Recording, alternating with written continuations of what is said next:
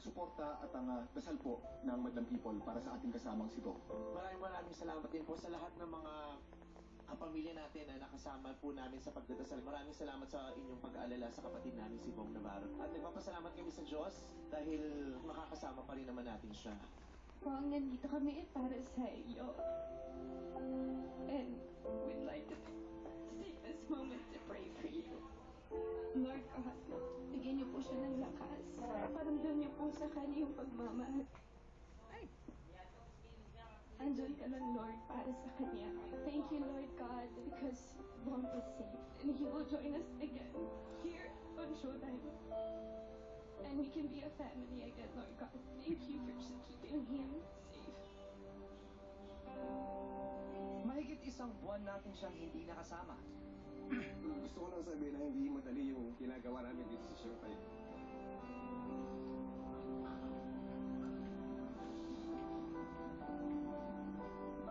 We miss you, Kuya Bong! At kakawakan tayo ng memories na kapapasmay sa ating balang araw! We miss you, Mr. Suave. Sino ba ang hindi makakamiss sa kanyang suave moves?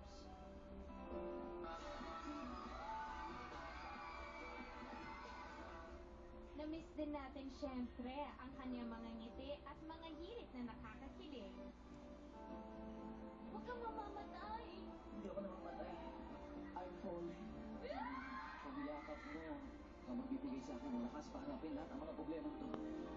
Pues, magpapaubaya ako.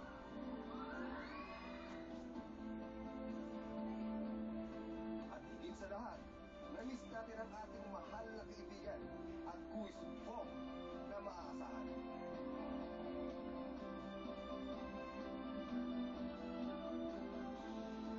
Mabigat man ang kanyang pinagdaanan ngayon, hindi maaalis sa kanyang puso ang kagustuhang makasama tayo muli at ipagpatuloy ang pagpapasaya sa Madlang People. Kaya ngayon, siya'y nagbabalik dito mismo sa kanyang tahanan. Sa kanyang pamilyang buong-buo pa rin ang pagmamahal sa kanya. We miss you, Bong, and we welcome you back with open arms.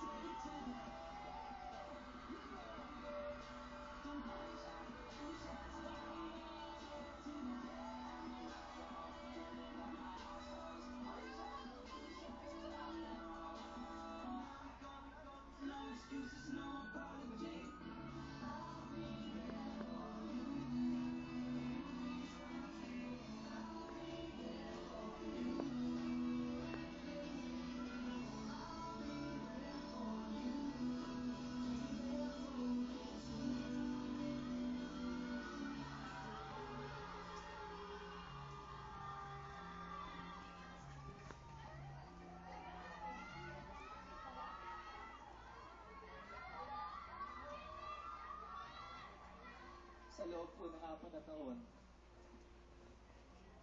ang gusto lang po ng gawin ng Showtime family ay mapasaya kayong lahat, Madlang People.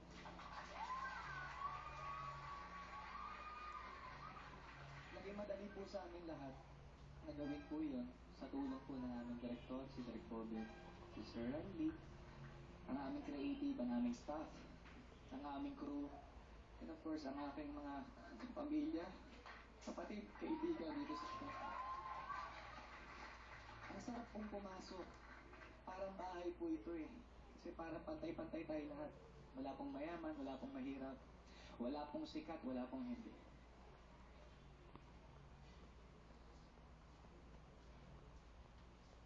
Pero ngayon po, sa mga susunod pang araw,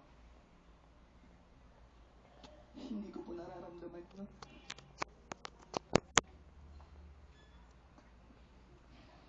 Hindi ko po alam kung paano ako nakakatayo ngayon dito sa harapan ninyo.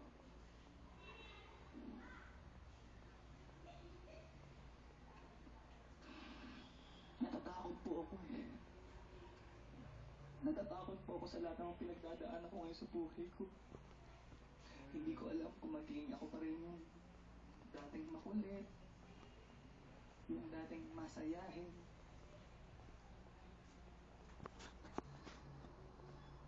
Pero, susubukan ko po. Dahil may isang dahilan po ako na hindi ko malilimutan.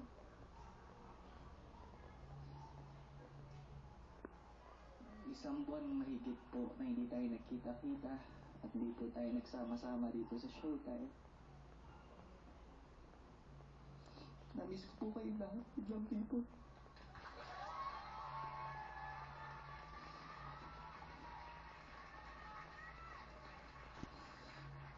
Nababasa ko po yung mga tweets ninyo, yung mga messages sa akin sa Instagram. Gusto ko po magpasalamat sa inyo ng personal. Dahil po patuloy kayong sumusuporta sa akin, pinagtatanggol niyo ako, pinaniniwalaan niyo ako, at pinagdadasal niyo ako.